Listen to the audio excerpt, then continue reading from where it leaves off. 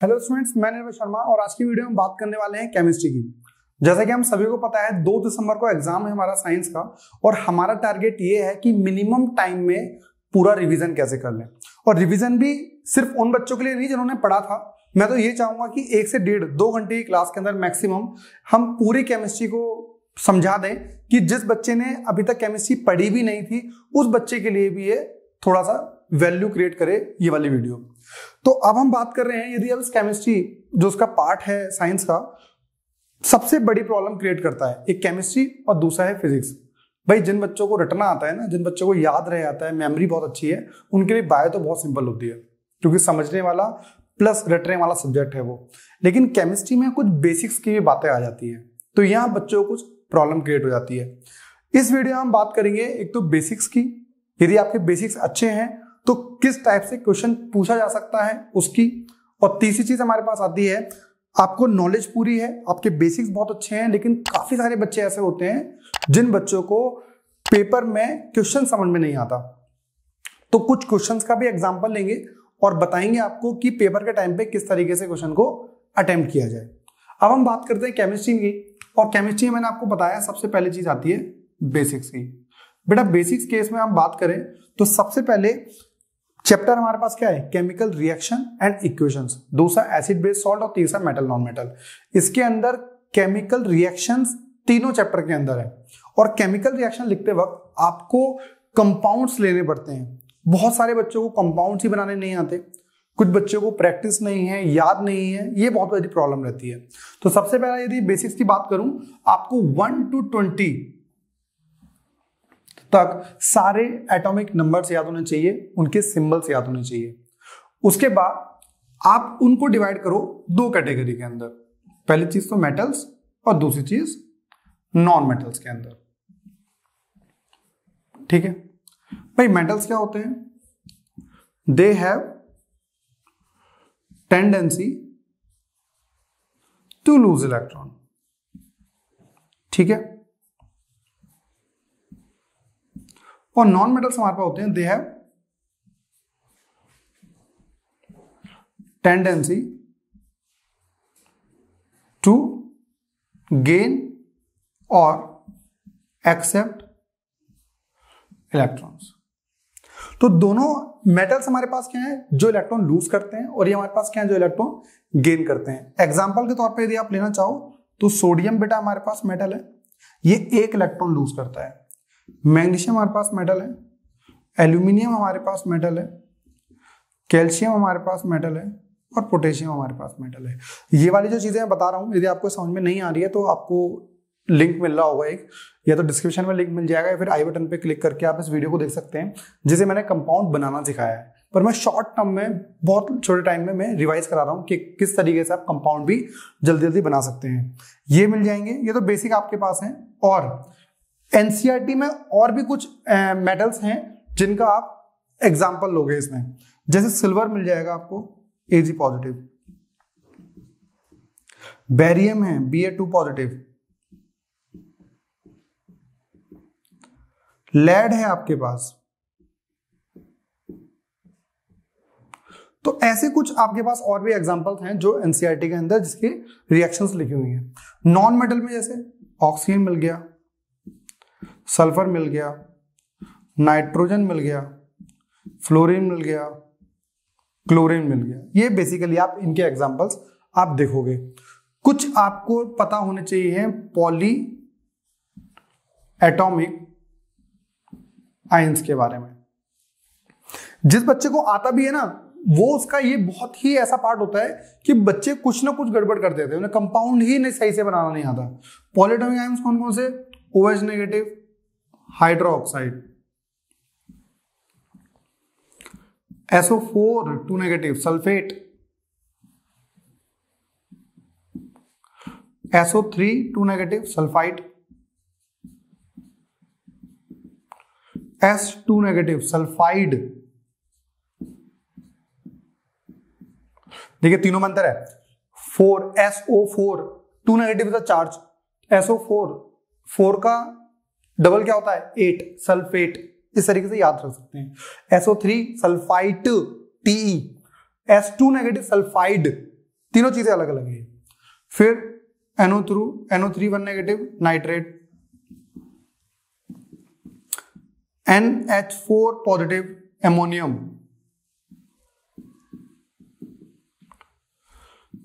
PO4 3 negative phosphate,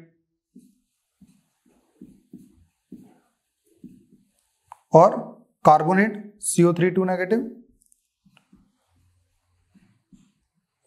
और एक hydrogen carbonate भी होता है HCO3 1 नेगेटिव, हाइड्रोजन कार्बोनेट।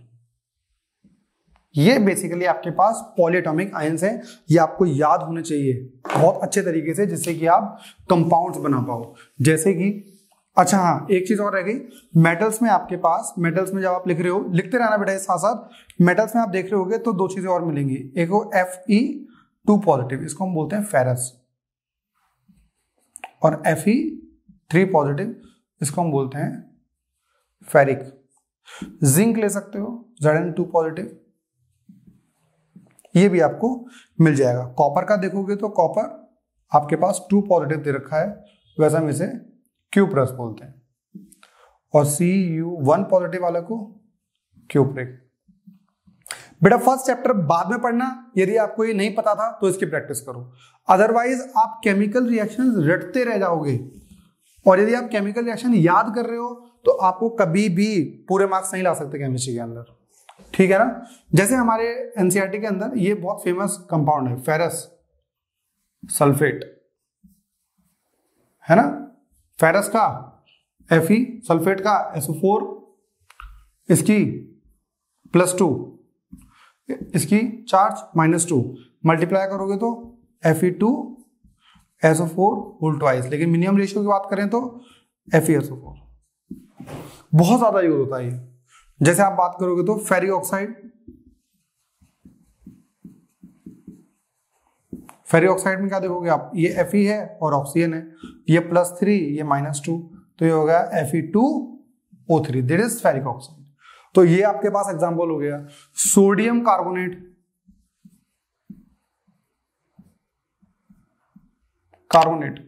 तो सोडियम Na, कार्बोनेट CO3। आप ध्यान से देख रहे होगे, जिन बच्चों को नहीं पता था, कार्बोनेट में CO3 2 नेगेटिव है, पढ़ने का तरीका देख लो, CO3 2 नेगेटिव, तो CO3 तो मैं लिखा हुआ है, इसका चार्ज क्या होता है +1 और इसका -2, मल्टीप्लाई करो तो Na2CO3, this is the sodium carbonate. ये आप कंपाउंड्स आपके इसमें यूज होने वाले हैं, ठीक है ना।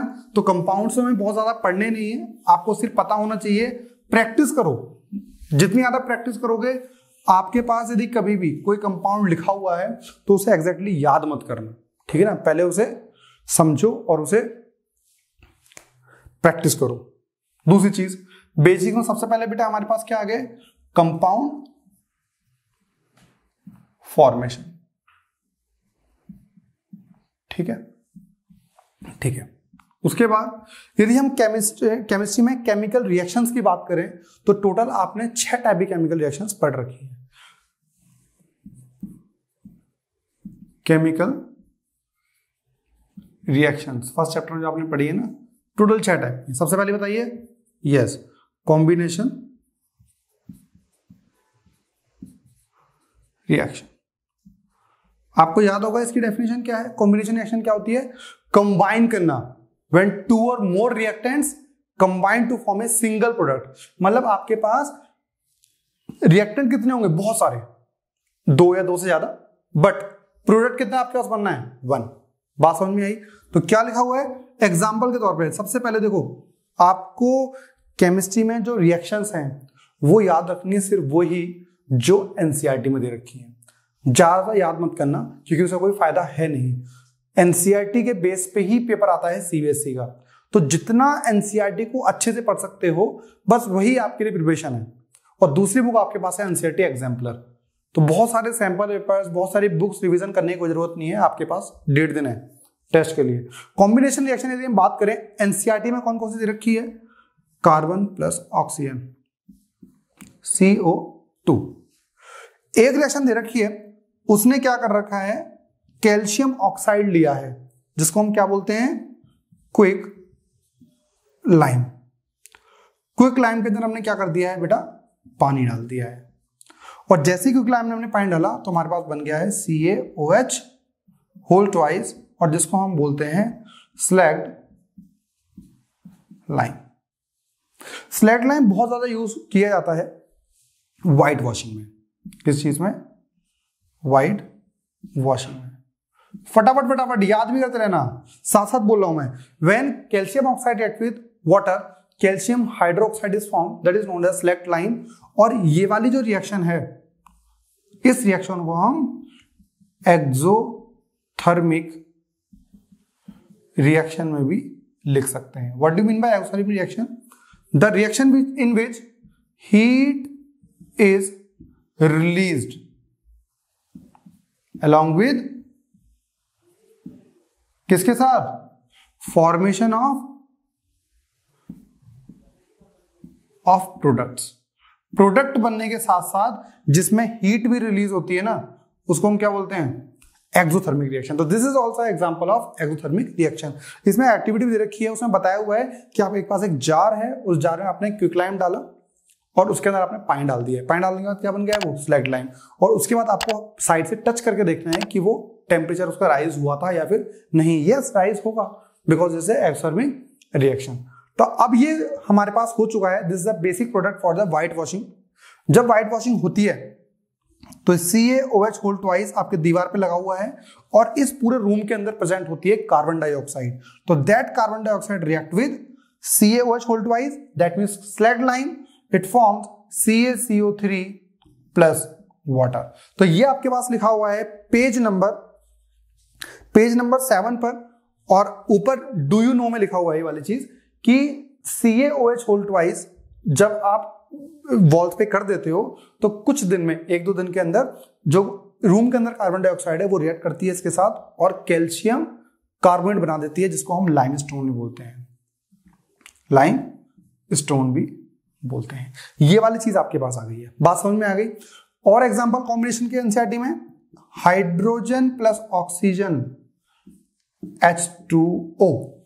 ये भाई आपके पास रिएक्शन एनसीईआरटी एग्जाम्पलर में भी दे रखी है, और उससे पूछा है कि मुझे ये बताइए ये किस किस फॉर्म में हुए करते थे, मतलब इसकी स्टेट्स बताना है। एनसीईआरटी यहां देखोगे पेज नंबर 7 पे क्या लिखा हुआ है? हाइड्रोजन तो बेटा गैस ही होती है, ऑक्सीजन भी गैस ही होती है, लेकिन जो पानी है वो किस फॉर्म में निकल के आता है? That is in liquid form. तो क्या लिखा हुआ है? Hydrogen in the gas state, that is in the gas state, और ये हमारे पास आ गया इन द लिक्विड स्टेट। यदि आपके पास एनसीईआरटी एग्जाम्पलर है तो आप उसमें देखेंगे फर्स्ट चैप्टर में, जो एनसीईआरटी को आप ओपन करके देखोगे तो उसमें ये रिएक्शन दे रखी है। क्वेश्चन नंबर है 17, उसमें क्या रखा है? In which of the following chemical equations the abbreviations represent the correct state of the reactant and product. तो इसमें पूछ रहा है, उसने 4 क्वेश्चन दे रखे हैं, 4 रिएक्शंस दे रखे हैं, और पूछ रहा है विच वन इज करेक्ट। तो आपको याद है भाई गैसियस स्टेट में होता है, तो ये गैसेस के लिए, ये भी गैसियस, जो बन रहा है वो पानी बन रहा है, तो that is in the liquid state. तो इसलिए एनसीईआरटी के अंदर जो केमिकल रिएक्शंस भी लिखी हुई है ना, वहां पे थोड़ा सा लॉजिक लेना है आपको, और ये देखना है कि स्टेट्स भी पता रहे हैं आपके पास कि वो लिक्विड स्टेट में था या गैसेस में था या फिर सॉलिड स्टेट में था। ठीक है, तो अभी तक हम बात कर रहे थे कॉम्बिनेशन रिएक्शन की। 3 रिएक्शन दे रखी हैं आपके पास।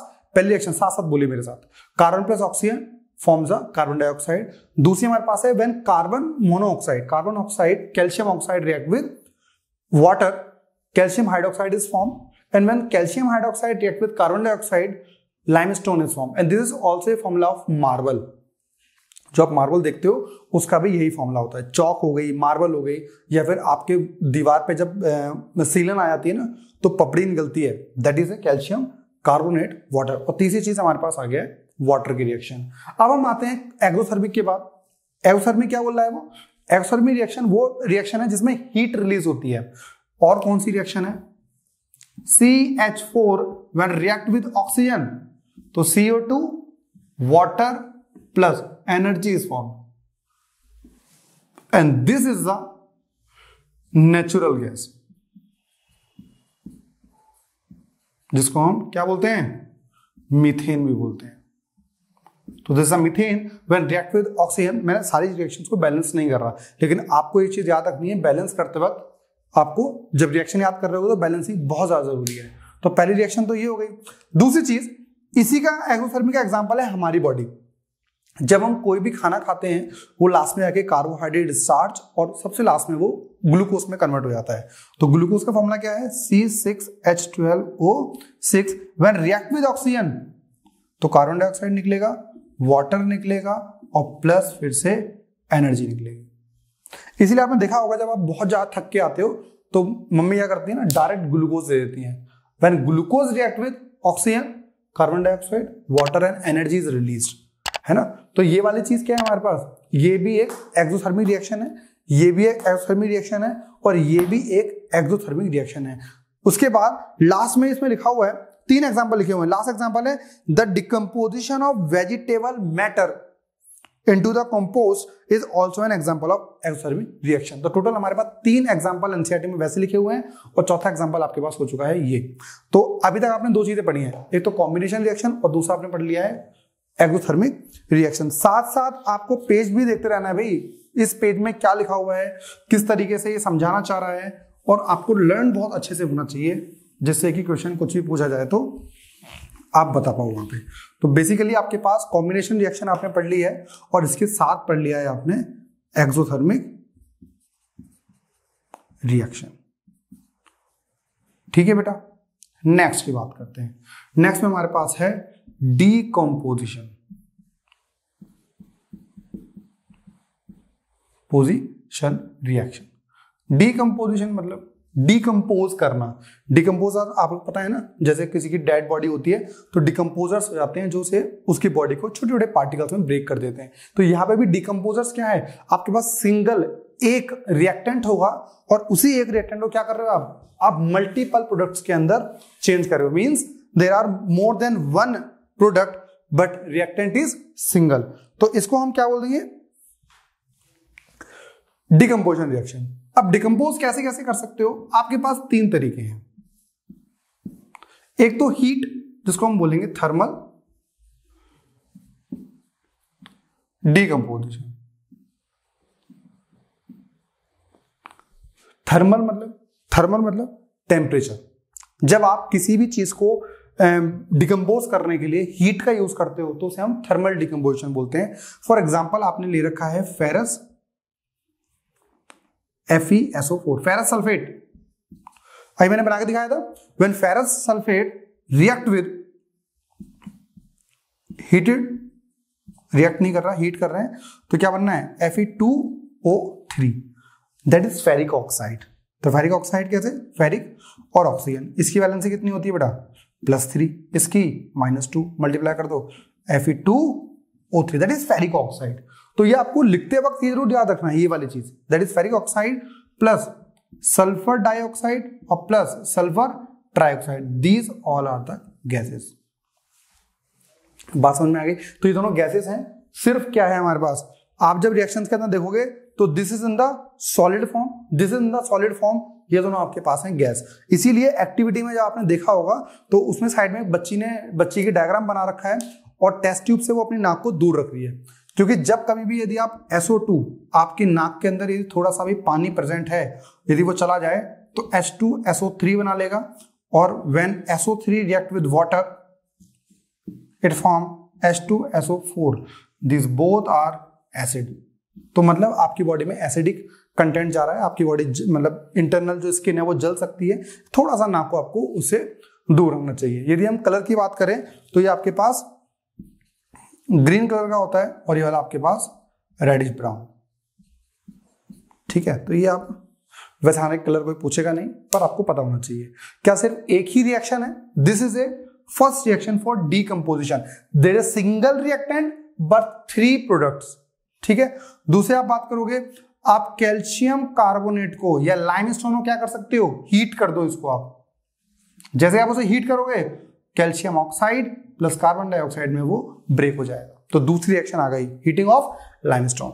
तीसरी रिएक्शन हमारे पास लेड नाइट्रेट, बना के देखते हैं। लेड की वैलेंसी बताइए बच्चा, +2, नाइट्रेट NO3 क्या वैलेंसी? -1, मल्टीप्लाई कर दो PbNO3 का होल ट्वाइस, इसे 1 से करोगे इसे 2 से, that is lead nitrate PbNO3 का होल ट्वाइस नेक्स्ट आगे बनने वाला है lead oxide plus nitrogen oxide plus oxygen.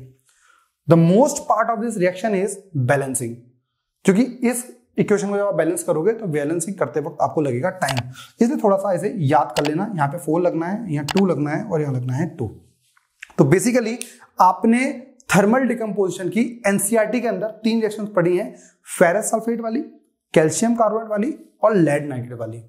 ये आपको ना बैठ के बोलना है। सबसे पहली reaction, when ferrous sulphate is heated, ferrous oxide is form, sulphur dioxide is form, sulphur trioxide is form, SO2 and SO3। When calcium carbonate is heated, calcium oxide and carbon dioxide is formed. When lead nitrate is heated, lead oxide, nitrogen oxide and oxygen is formed. यहां पे सबसे बड़ी चीज पता है क्या है? ये जो ये फॉर्म होती है that is brown gas. पूछ लिया जा सकता है कभी भी। क्या लिखा हुआ है एनसीईआरटी में? लिखा हुआ पेज नंबर 8 पे सबसे नीचे एक्टिविटी है 1.6, उसके अंदर आप 2 ग्राम लेड नाइट्रेट डाल रहे हो, पाउडर को बॉइल कर रहे हो, ठीक है, and you will observe the emission of brown fumes and these fumes are of nitrogen oxide. तो ये वाली चीज आपके पास है। तो डिकम्पोजिशन में आपने सबसे पहले कौन सा देखा? There is a thermal decomposition, means आप उसमें क्या कर रहे थे? उसमें आप हीट देके उसे डिकम्पोज कर रहे थे। अच्छा, हीट आपने एक चीज नोटिस करी, कॉम्बिनेशन रिएक्शन के बाद आपने एक्सोथर्मिक पढ़ी थी, उसके अंदर सारी रिएक्शंस के अंदर हीट निकल रही थी।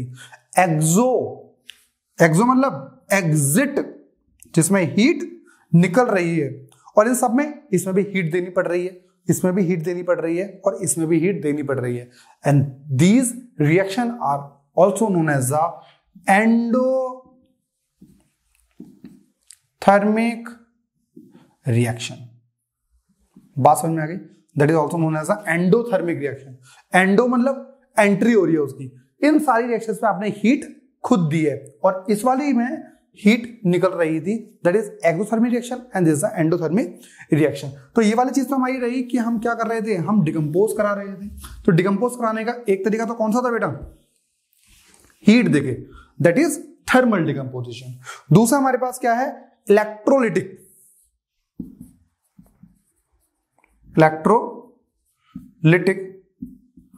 रिएक्शन या फिर इलेक्ट्रोलिटिक डिकम्पोजिशन या फिर फोटोलिटिक डिकम्पोजिशन। फोटोलिटिक मतलब लाइट को देके आप डिकम्पोज करा रहे हो। इलेक्ट्रोलिटिक मतलब इलेक्ट्रिसिटी की मदद से आप डिकम्पोज करा रहे हो। पहले हम फोटोलिटिक वाला देखते हैं। जैसे एग्जांपल 2 दे रखे इन्होंने, AgCl that is silver, that is chloride. कैसे बना होगा? सिल्वर की वैलेंसी बेटा हमने बताई थी +1, Ag पॉजिटिव ना, क्लोरीन Cl 1 नेगेटिव, मल्टीप्लाई कर दो AgCl बन गया। AgCl2 बहुत सारे बच्चे मैंने देखे हैं पेपर में, जब सॉल्यूशन कर रहे होते हैं तो AgCl2 लिख देते हैं। भाई यहां पे तो आपके पास लिखा हुआ नहीं आएगा, लेकिन क्वेश्चन में ऐसा आ जाए तो when AgCl is heated in the sunlight, तो Ag that is a metal, तो ये सॉलिड स्टेट में होगा, plus chlorine is a gas that is Cl2। इस चीज को ना मतलब रट लो, जितनी भी गैसेस होती हैं वो सारी डायएटॉमिक फॉर्म में रहती हैं। जैसे कभी बोलता है what happened when hydrogen reacts with oxygen, hydrogen is a gas तो H2, react with oxygen, oxygen is a gas O2, chlorine is a gas Cl2। तो कभी भी Cl नहीं लिखना। जब कंपाउंड लिख रहे हो तो बना के देख लो एक बार, तो ये भी प्रैक्टिस कर रहे हो आप। इसी के साथ है जब आप बैलेंसिंग करोगे तो यहाँ पे 2 आ जाएगा और यहाँ पे भी 2 आ जाएगा, that is AgBr also. Balancing करोगे तो AgBr2 is also a gas, that is Br2, bromine gas. तो ये आपके पास क्या क्या आ चुका है? 2 रिएक्शन आ चुकी हैं जिसको आप फोटोलिटिक डिकम्पोजिशन बोलते हैं। लेकिन जब आप पेज नंबर ओपन करेंगे 10 पर तो उसमें लिखा हुआ है the above reactions are use in black and white photography. तो ये दोनों रिएक्शंस क्या हैं? ब्लैक एंड व्हाइट फोटोग्राफी में यूज की होती हैं। तो यहां पे आप लिख देना ब्लैक एंड व्हाइट फोटोग्राफी, लिख देना आप, ठीक। ये आपके पास आ गया। अब इसमें एक चीज और है, इसमें इन्होंने एक्टिविटी में कलर बता रखा है। you will see that white silver chloride turns gray. That is white silver chloride. White silver chloride. And that is gray. जो सिल्वर है वो ग्रे कलर का होता है and this is a white. तो अभी तक आपने कुछ कलर्स देखे, ग्रीन कलर का आपने फेरस सल्फेट देखा, ब्राउन रेडिश ब्राउन कलर का आपने फेरिक ऑक्साइड देखा, NO2 आपने ब्राउन फ्यूम्स देखे, ब्राउन कलर की गैस होती है, आपने व्हाइट कलर का आपने सिल्वर क्लोराइड देखा, ग्रे कलर का आपने सिल्वर देखा, कुछ के ही कलर दिए हुए हैं उसके अंदर, सबके अंदर कलर नहीं दे रखे हैं। ठीक है, नेक्स्ट हमारा आता है electrolytic. There is electrolytic decomposition. Electricity मतलब इलेक्ट्रिसिटी की मदद से। एक्टिविटी 1.7 ध्यान से पढ़ना, बहुत अच्छे से पढ़ना, ये बहुत ज्यादा इंपॉर्टेंट है। इसमें क्या रखा है, एक मग है, इसके अंदर दो चीज डाल रखी इन्होंने, एक इलेक्ट्रोड और दो इलेक्ट्रोड डाल रखी है, एक कैथोड और एक एनोड। क्या रखा है, take a plastic mug and drill 2 holes at this base and fit rubber stoppers in holes and insert carbon electrodes. 2 carbon electrodes डाल रखी है इन्होंने, और किया क्या है, जो वाटर है ना, इसको इन्होंने इलेक्ट्रिसिटी पास कराई, और वाटर के दोनों कंपोनेंट थे, हाइड्रोजन और ऑक्सीजन, दोनों क्या हो गए, अलग हो गए। यहां पर बैलेंसिंग कर सकते हो तो 2 हाइड्रोजन आ जाएगा। आप देख रहे होगे ऑक्सीजन से क्या प्रोड्यूस हो रहा है, डबल प्रोड्यूस हो रहा है, कौन, हाइड्रोजन। उसमें लिखा भी हुआ है, उसमें लिखा हुआ है, इनको आपने इसके अंदर डाला है, is the volume of the gas collected the same in the both test tube. No, एक के पास क्या हो रही है, एक के पास डबल प्रोड्यूस हो रही है। तो ये वाली चीज आप इसके अंदर लिख सकते हो। एक एनसीईआरटी एग्जाम्पलर में भी ऐसा ही क्वेश्चन है जिसके अंदर इन्होंने ये वाली चीज पूछी हुई है।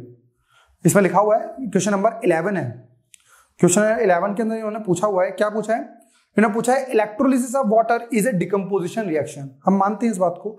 The mole ratio of hydrogen and oxygen gas is liberated during the electrolysis of water. जो हाइड्रोजन गैस लिबरेट हो रही है या ऑक्सीजन गैस लिबरेट हो रही है, उसका रेशियो क्या है। तो हाइड्रोजन का रेशियो ये डबल, दैट इज 2 मोल। यदि हाइड्रोजन हमारी ये है ना, तो कितने मोल हो रहे हैं इसमें, 2 मोल, और यहाँ पे 1 मोल, 1 लगा हुआ है आगे, तो 2:1 का इसके अंदर रेशियो आ रहा है। तो बेसिकली अभी तक हमने 2 चीजें देखी, तो कॉम्बिनेशन रिएक्शन, और कॉम्बिनेशन प्लस एक्सोथर्मिक डिकम्पोजिशन में थर्मल डिकम्पोजिशन, इलेक्ट्रोलिटिक डिकम्पोजिशन और फोटोलिटिक डिकम्पोजिशन, और प्लस साथ में हमने पढ़ लिया है एंडोथर्मिक रिएक्शन। अब हम बात करते हैं किस चीज की, अब हम बात करने वाले हैं डिस्प्लेसमेंट रिएक्शन की। डिस्प्लेसमेंट रिएक्शन में क्या पूछा जाएगा। अच्छा, ये जो मैंने क्वेश्चन बताया ना इलेक्ट्रोलिटिक वाला, पेज नंबर 10 पर क्वेश्चन नंबर 2 भी ऐसा लिखा हुआ है, why is the amount of gas collected is one of the test tube is activity is double the amount of collected in the other. कह रहा है जब दोनों टेस्ट ट्यूब, जो आपने 2 कार्बन इलेक्ट्रोड लगाई थी ना, तो एक पर गैस दूसरे से डबल क्यों प्रोड्यूस हो रही है। क्यों प्रोड्यूस हो रही है, क्योंकि हाइड्रोजन जब आप बैलेंस कर रहे हो तो 2 मोल आ रहा है, और ऑक्सीजन का हमारे पास 1 मोल आ रहा है। नेक्स्ट हमारे पास आती है डिस्प्लेसमेंट रिएक्शन। अब डिस्प्लेस कैसे किया जाए, डिस्प्लेसमेंट होता क्या है भाई, डिस्प्लेसमेंट बेसिकली होता है आयंस के बीच में, और आयंस के बीच में डिस्प्लेसमेंट 2 तरीके से किया जा सकता है। एक को हम बोलेंगे सिंगल या नॉर्मल डिस्प्लेसमेंट, और दूसरा हमारे पास होता है डबल डिस्प्लेसमेंट। अब स्टूडेंट्स हमारे पास है डिस्प्लेसमेंट रिएक्शन। डिस्प्लेसमेंट रिएक्शन करने से पहले आप पेज नंबर 45 पर जाइए, और उसमें एक रिएक्टिविटी सीरीज बनी हुई है इस टाइप से। रिएक्टिविटी सीरीज मतलब इस सीरीज के अंदर मेटल्स की रिएक्टिविटी के बारे में बता रखा है। सबसे reactive, most reactive metal is potassium. इस पूरी रिएक्टिविटी सीरीज में लीस्ट रिएक्टिव इज गोल्ड। बात समझ में आ रही है। ये आपके पास मैक्सिमम, इससे कम रिएक्टिव कौन है, सोडियम, इससे कम रिएक्टिव कैल्शियम, उससे कम रिएक्टिव मैग्नीशियम। तो अब हमारे पास क्या है, डिस्प्लेसमेंट रिएक्शन में क्या होता है, डिस्प्लेसमेंट रिएक्शन में एक्सचेंज ऑफ आयंस, मतलब removal of ion from one compound to other. जैसे फॉर एग्जांपल, इन्होंने एग्जांपल लिया है, फॉर एग्जांपल जैसे आपके पास पानी लिया, और इस पानी के अंदर क्या ले रखा है इन्होंने, कॉपर सल्फेट डाल रखा है।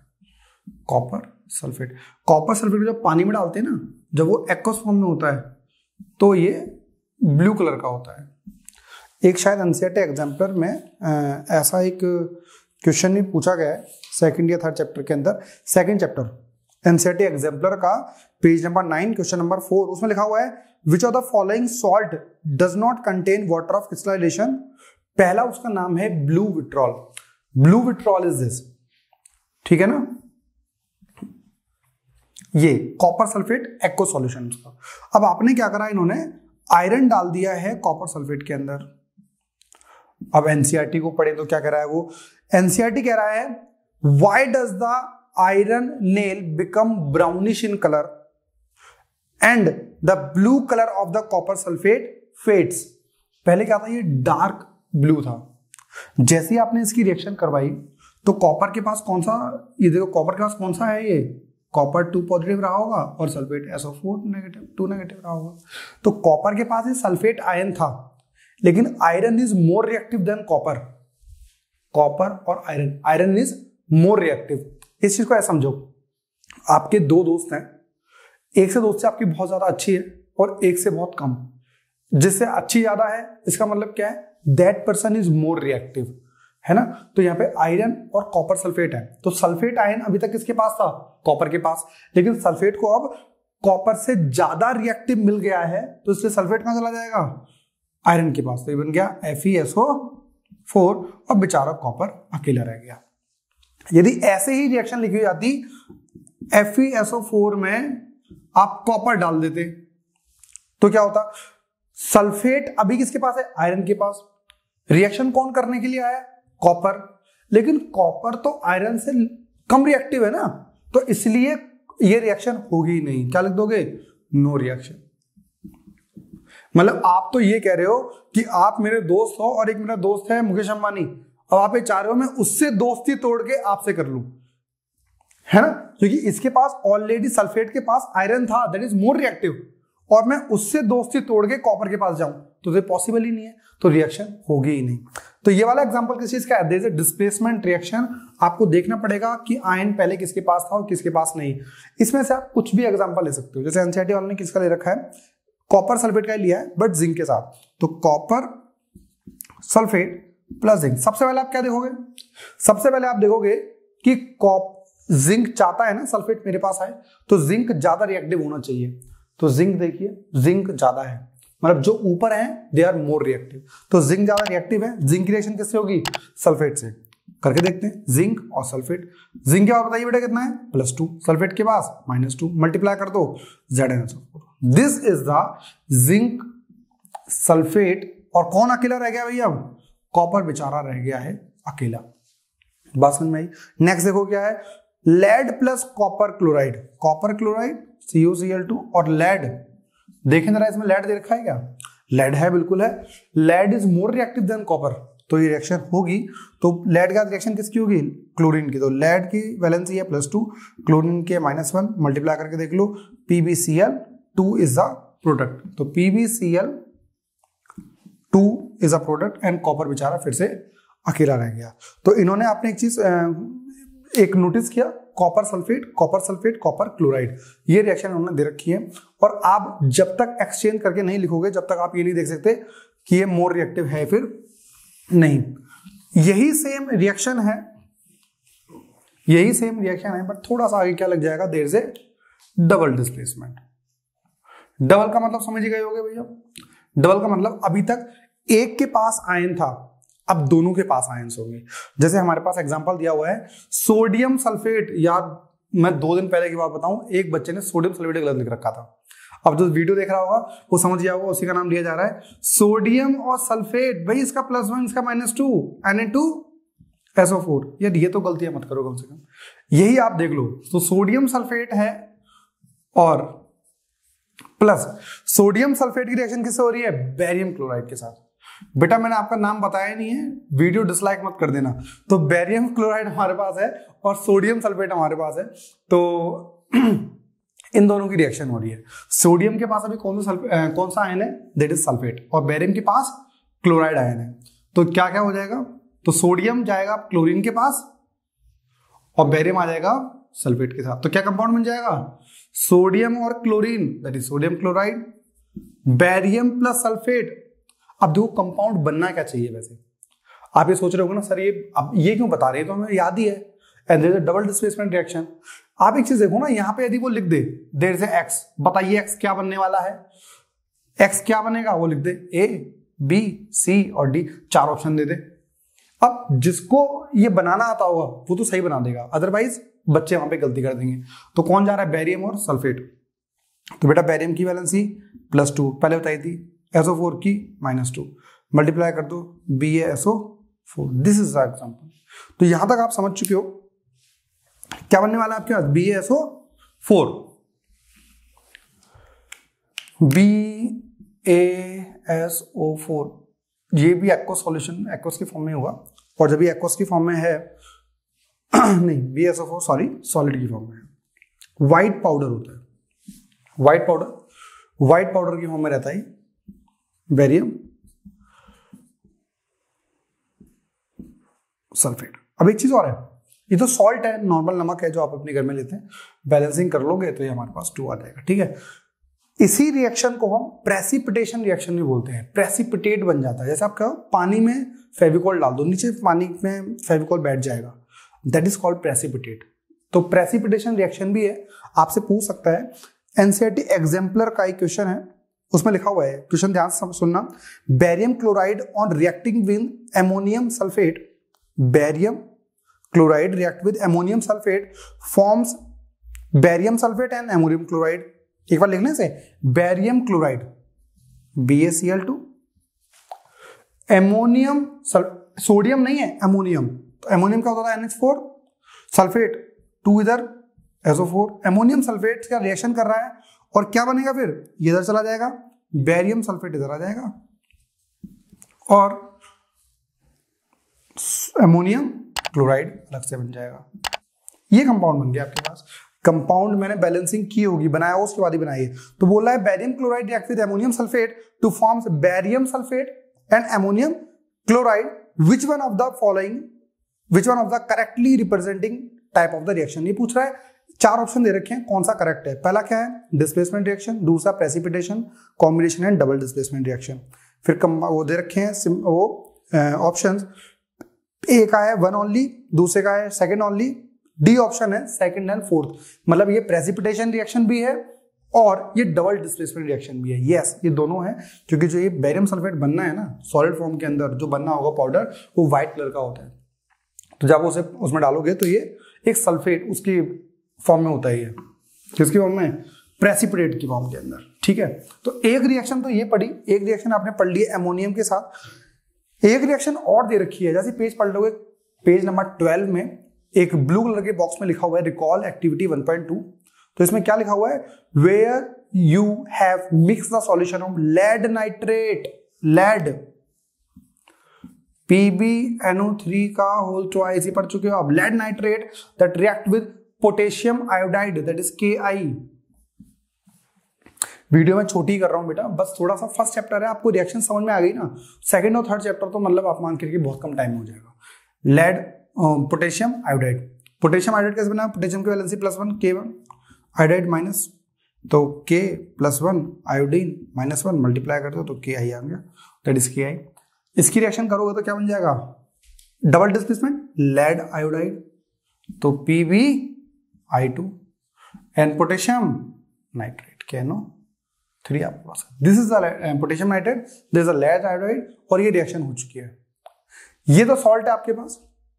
जो लेड आयोडाइड होता है ना, ये येलो कलर का होता है, ध्यान रखना, एक स्कूल के अंदर पेपर में आया हुआ था ये लेड, जो लेड आयोडाइड है वो उसका कलर क्या होता है।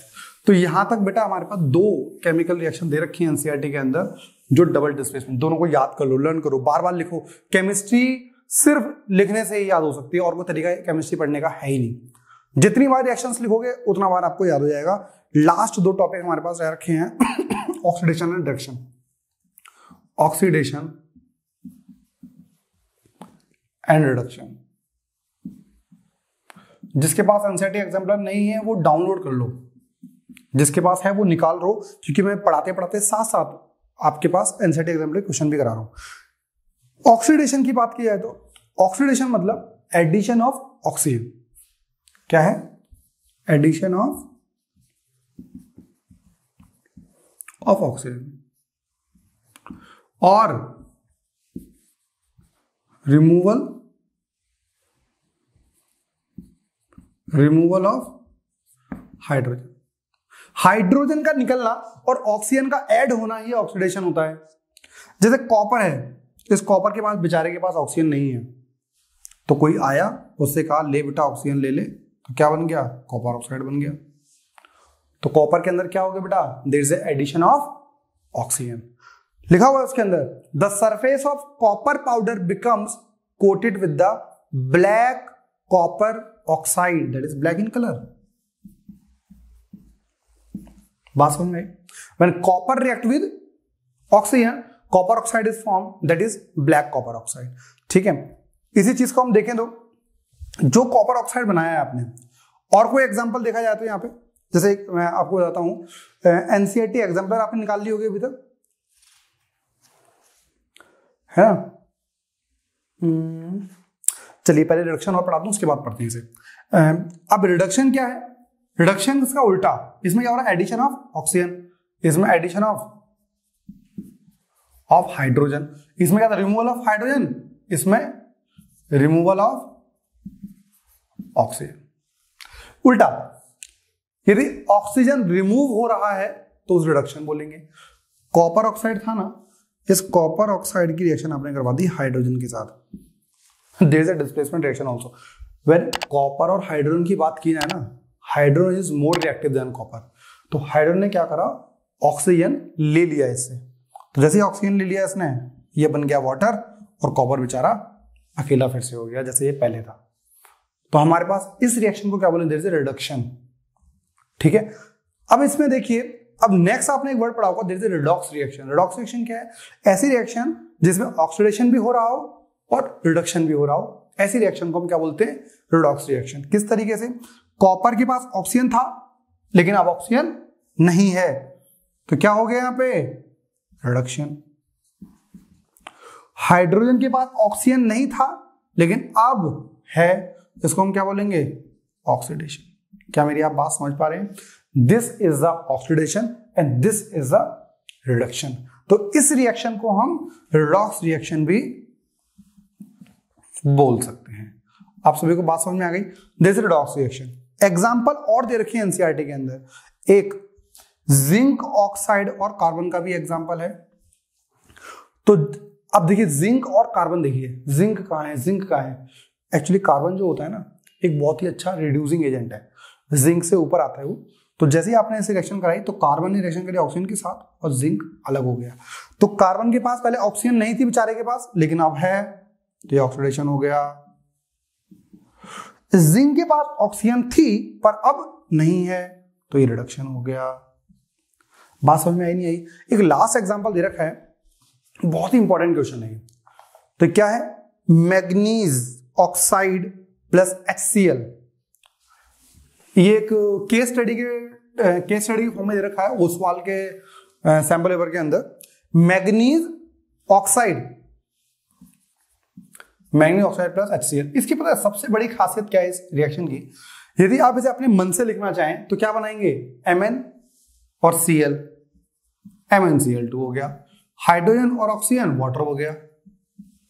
यही रिएक्शन है बस, है ना? लेकिन एक्चुअली में होता क्या है, इस रिएक्शन में क्लोरीन भी अलग से निकलती है। ये उसी बच्चे को पता होगा जो ये याद करके जा रहा है। और केस स्टडी के अंदर यही पूछा गया है कि इस पूरी रिएक्शन में कोई गैस निकलती है या फिर नहीं, और निकलती है तो कौन सी। तो उसमें आपसे पूछेगा। अब आपको तो ये पता ही नहीं कि ऐसा हो भी रहा है नहीं हो रहा है, तो ये चीज आपको देखनी पड़ेगी, ध्यान से समझनी है, एनसीईआरटी की बात है, ठीक है ना? ये आपका हो गया पूरा ऑक्सीडेशन रिडक्शन। एक छोटा सा पार्ट करते हैं, एनसीईआरटी एग्जामिनर के 2 क्वेश्चन है बेटा, बहुत इंपॉर्टेंट क्वेश्चंस हैं। उन क्वेश्चंस के अंदर उसने पूछा हुआ है व्हाट इज ऑक्सीडाइजिंग एजेंट और reducing agent in the reaction. एक एग्जांपल बताता हूं आपको जिससे कि आपको समझ में आएगा। एक रिएक्शन है Pb3O4 प्लस, साथ साथ लिखते रहो, HCl। बेटा बैलेंसिंग नहीं कर रहा, आपको बैलेंसिंग जरूर करनी है, जरूर। PbCl2 plus Cl2 plus water, ये रिएक्शन है, ठीक है? अब देख रहे हो, यही सेम रिएक्शन थी अभी जो आपने करी थी मैग्नीज वाली ना, उसमें मैग्नीज क्लोराइड बन गया था, क्लोरीन गैस बन गई थी और वाटर बन गया था। इसमें लेड क्लोराइड बन गया है क्लोरीन गैस निकली है और ये भी है। अच्छा, इसमें question is this, identify the oxidising agent. अच्छा, एजेंट से क्या मतलब है भाई? जैसे आपने सुना होगा प्रॉपर्टी एजेंट, है ना। प्रॉपर्टी एजेंट मतलब ऐसा आदमी जो प्रॉपर्टी दिलवाता है, या फिर ये कह सकते हैं ऐसा आदमी जिसके पास प्रॉपर्टी होती है और वो आगे सेल कर देता है, दैट इज प्रॉपर्टी एजेंट। ये पूछ रहा है ऑक्सीडाइजिंग एजेंट क्या है। ऐसे बताओ, यहाँ पे एडिशन, पहले यहाँ पे हाइड्रोजन के पास ऑक्सीजन नहीं था, लेकिन यहाँ पे हाइड्रोजन के पास ऑक्सीजन आ गया, लेकिन किसने दिया ऑक्सीजन? लेड ऑक्साइड ने। अभी ऑक्सीजन है किसके पास? लेड के पास है। लेड ऑक्साइड में ऑक्सीजन था, तो ये गया हाइड्रोजन के पास, कह रहा भाई ऑक्सीजन चाहिए, उसने कहा यस ले ले भाई, तो जैसे उसने दिया वो बन गया वाटर। बात समझ में आई? तो lead oxide is a what? Oxidising agent. एक और दे रखा है इसमें, मैग्नीशियम प्लस ऑक्सीजन, पता ही होगा आपको, MgO। बेचारे Mg के पास ऑक्सीजन नहीं थी, किसने दी? इस ऑक्सीजन ने, तो this is the oxidising agent. बात समझ में आई नहीं आई? फिर next, copper sulphate plus zinc. अब आप ये खुद बता सकते हो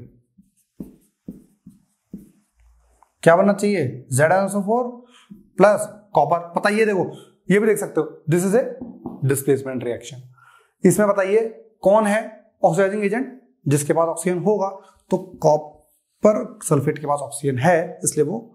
बात समझ में आई नहीं आई? तो ये आपके पास बहुत ही छोटे छोटे क्वेश्चन है। यदि रिड्यूसिंग पूछ लिया जाए तो जो ऑक्सीजन छीन ले, रिड्यूस करने वाला क्या है? जैसे एग्जांपल दिया जाए Fe2O3 प्लस कार्बन मोनोऑक्साइड, बेचारा कार्बन अकेला छोड़ दिया और कार्बन डाइऑक्साइड अलग हो गया। तो किसने, आयरन के पास ऑक्सीजन थी ने, किसने ऑक्सीजन छीन ली? कार्बन मोनोऑक्साइड ने। तो जो ऑक्सीजन निकाल रहा है दैट इज रिड्यूसिंग एजेंट, जो ऑक्सीजन दे रहा है दैट इज ऑक्सीडाइजिंग एजेंट। तो ये वाली चीज हमारे पास क्या आ गई है? This is the reducing agent. उसने आयरन को रिड्यूस कर दिया, आयरन के पास जो ऑक्सीजन थी वो उसने बाहर निकाल दी। तो इसी के साथ हम कोरोजन और डेंसिटी रह गया है, वो थ्योरेटिकल पार्ट है, रीड कर लेना। कोरोजन को हम चैप्टर नंबर 3 में भी कवर करेंगे। यहीं पर चैप्टर नंबर खत्म करते हैं। इसके बाद हम बात करते हैं मेटल्स एंड नॉन मेटल्स की, उसके बाद हम आएंगे एसिड बेस के ऊपर। दोनों बहुत ही इंटरेस्टिंग टॉपिक है। पहले हम मेटल्स को समझते हैं, मेटल नॉन मेटल समझते हैं, उसके बाद एसिड बेस को समझते हैं। तो स्टूडेंट्स, अब हम बात करने वाले हैं मेटल एंड नॉन मेटल की। कोशिश करते हैं 20 मिनट के अंदर इस चैप्टर को खत्म करने की। तो सबसे पहले हम बात करते हैं मेटल्स की प्रॉपर्टीज क्या होती है, मेटल और नॉन मेटल की। बेटा, मेटल की एक प्रॉपर्टी तो आप पढ़ चुके हो, they have the tendency to lose electron, और दूसरा they have tendency to gain electron. ये सारे के सारे मेटल्स क्या होते हैं भाई? इनके ऊपर पॉजिटिव साइन होता है, दे आर द कैटायंस। जैसे Na positive, Mg2 positive, Ag1 positive, Ca2 positive, potassium positive, aluminium 3 positive. ये सारे के सारे हमारे पास क्या हैं? They are the metals, they have tendency to lose electron, और इनके ऊपर पॉजिटिव साइन होता है, दे आर द कैटायंस। बात करें फिजिकल प्रॉपर्टीज की, सबसे पहले हम बात करें, जब हम आपसे बोला जाए कि निर्भय सर क्या कौन है, तो आप फिजिकली बताओगे कि भाई इनकी इतनी हाइट है, ये ऐसे ऐसे हैं, मतलब बुराइयां भी कर सकते हो। तो फिजिकल प्रॉपर्टीज आपके पास हैं। यहां पर हम बात करें मेटल्स की, बात करें ऊपर से देख के आप कैसे बताओगे कि मेटल है या नॉन मेटल? पहली चीज, मेटल्स के शाइनिंग सरफेस होते हैं, चमकते हुए मिलेंगे। जैसे कॉपर के बर्तन आपने देखे होंगे, सिल्वर हो गया, ये आपने चमकते हुए देखे हैं, they are have the shining surface. दूसरा, they are solid in nature. Solid plus hard, there is a difference between solid and hard. जैसे आपने पनीर देखा होगा ना, पनीर सॉलिड स्टेट में होता है पर हार्ड नहीं होता, तो आप दबा के देखो टूट जाता है। लेकिन जो मेटल्स होते हैं they are in solid state but hard also. जैसे एल्यूमिनियम का वायर ले लो, एल्यूमिनियम के रॉड ले लो, आप रोड मोड़ना चाहोगे पर नहीं मोड़ पाओगे, क्योंकि वो सॉलिड भी है और हार्ड भी है। सिमिलरली मेटल्स भी ऐसे होते हैं। Metals are ductile in nature. What is ductility? There is a physical property of metals by virtue of which that can be drawn into a wire by applying the external force. External force लगाने से, जैसे ये हमारे पास metal होता, तो मैं external force लगा रहा हूं तो किस में कन्वर्ट कर सकता हूं? मैं इसे वायर में कन्वर्ट कर सकता हूं, that is ductile. Metals are ductile in nature, they are malleable in nature. यदि किसी मेटल को आप शीट में कन्वर्ट कर पाओ, जैसे कूलर होता है ना, उसकी बॉडी की शीट होती है, दैट इज एल्मीरा होती है, उसकी एल्यूमिनियम की शीट होती है, तो they are malleable in nature. Otherwise metal malleable नहीं होते तो आप उसको शीट में कन्वर्ट नहीं कर पाते। मेटल्स यदि सॉलिड है, हार्ड है, तो ऑब्वियसली बात है मेल्टिंग पॉइंट ज्यादा होगा, भाई हार्ड चीजों का मेल्टिंग पॉइंट जैसे पानी होता है बहुत जल्दी उबल जाता है, लेकिन यदि आप सॉलिड स्टेट में जैसे आइस देख लो, 0 के बाद जैसे थोड़ा टेम्परेचर बढ़ेगा 1 डिग्री 2 डिग्री आया तो पिघल जाती है, लेकिन मेटल्स इतना जल्दी नहीं मेल्ट हो सकते। मेल्टिंग पॉइंट हाई होता है, जब मेल्ट ही हाई टेम्परेचर पे हो रहे हैं तो बॉयल भी हाई टेम्परेचर पे होंगे। They are very good conductor of heat and electricity, जैसे सिल्वर और कॉपर, इसी दोनों चीजों के आप वायरस ज्यादा यूज करते हो। दे आर कुछ पुअर कंडक्टर भी होते हैं हीट के, जैसे लेड और मरकरी, ये दोनों हमारे पास पुअर कंडक्टर हैं। लास्ट प्रॉपर्टी सोनोरस, जब कभी भी आप मेटल के ऊपर हिट करोगे तो उसको मारते वक्त आवाज आती है, जैसे कि हमारे स्कूल की घंटी हो गई, ठीक है, वो हमारे पास हो गया। नॉन मेटल्स की बात की जाए, सारी अलग प्रॉपर्टीज हैं, सिर्फ ये लगभग आपके पास सारे मेटल्स जो होते हैं हार्ड और सॉलिड स्टेट पाए जाते हैं, लेकिन आपके एनसीईआरटी पेज नंबर 39 पे लिखा हुआ है कि some of the examples of non metals are this and the non metals are either solid or gas. तो मेटल्स, नॉन मेटल्स क्या होते हैं, या तो सॉलिड होंगे या फिर गैस होंगे, except bromine is liquid. Bromine, Br, bromine, आपको याद है ब्रोमीन कहां बनाया आपने? ब्रोमीन आपने बनाया था, आपको याद हो तो सिल्वर ब्रोमाइड यूज किया था आपने ना, AgBr, जैसे आपने सनलाइट में रखा तो Ag अलग हो गया था और Br अलग हो गए थे, ठीक, that is bromine, gases form में होता है।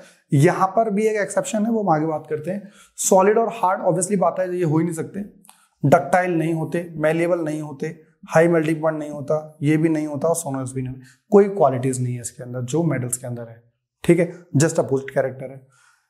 But there are some exceptions, obviously बात है, हम सब लोगों के बीच में भी, ह्यूमन बीइंग के अंदर एक्सेप्शंस होते हैं, सिमिलरली मेटल और नॉन मेटल के बीच में भी एक्सेप्शंस हैं। पहली चीज हमने कहा metals are hard and solid, but there is a mercury, Hg, mercury is liquid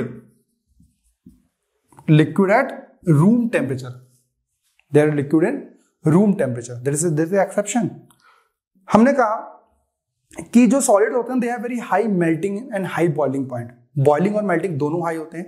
page number 40 पे सबसे पहला पॉइंट लिखा हुआ है, जिसमें लिखा हुआ है फर्स्ट पॉइंट में कि हमने ये पढ़ा है कि जितने भी मेटल्स होते हैं they have high melting and boiling point, but gallium and caesium have very low melting point, उनका मेल्टिंग पॉइंट लगभग 30 डिग्री सेल्सियस कह सकते हो, अराउंड 31 to 32 इसके अराउंड होता है। मतलब आपके बॉडी का 36.87 अराउंड, आप जब अपनी हथेली पर आप उसे रखोगे गैलियम और सीजियम को तो वो पिघल जाएगा, ठीक है। हमने ये पढ़ा कि ये लस्ट्रस होते हैं, they have shining surface, but non metals नहीं होते। बट जो आयोडीन है वो इसके अंदर देयर इज ए एक्सेप्शन, ठीक है। थर्ड वन, जितने आपने देखे कि ये कोई भी आपके पास इलेक्ट्रिसिटी कंडक्ट करते थे पर इलेक्ट्रिसिटी कंडक्ट नहीं करते, but there is a graphite. Graphite ऐसा है जैसे एलोट्रॉप ऑफ कार्बन, ठीक है, तो ये आपका इलेक्ट्रिसिटी कंडक्ट कर सकता है। दूसरी चीज आपने कहा कि मेटल्स हमारे सॉलिड और हार्ड होते हैं, हार्ड मतलब भी आपको तोड़ने के लिए, काटने के लिए बहुत बड़ी बड़ी चीज चाहिए होंगी, बट नहीं, एक आपके पास जितने एल्कली मेटल्स हैं, कौन कौन से एल्कली मेटल्स हैं आपके पास, लिथियम, सोडियम, पोटेशियम, जो पहली ग्रुप में आते हैं, वो सारे के सारे आपके पास ऐसे हैं, यदि आप उसे नाइफ से भी काटना चाहो तो आप उसे काट सकते हो। तो this is the basic property and this is the basic difference between metals and non metals. यदि आप एनसीईआरटी एग्जाम्पलर खोलोगे तो आपको इसके ऊपर बहुत सारे क्वेश्चंस मिल जाएंगे जो एक बेसिक प्रॉपर्टीज के ऊपर हैं। जैसे बहुत पूछते हो यार आप, जैसे हमारे पास लिखा हुआ है the ability of metals to be drawn into a thin wire is known as, option A ductility, malleability, sonority और कंडक्टिविटी। ये आप बता देंगे अपने तरीके से, ठीक है। और इसके अंदर पूछे हुए हैं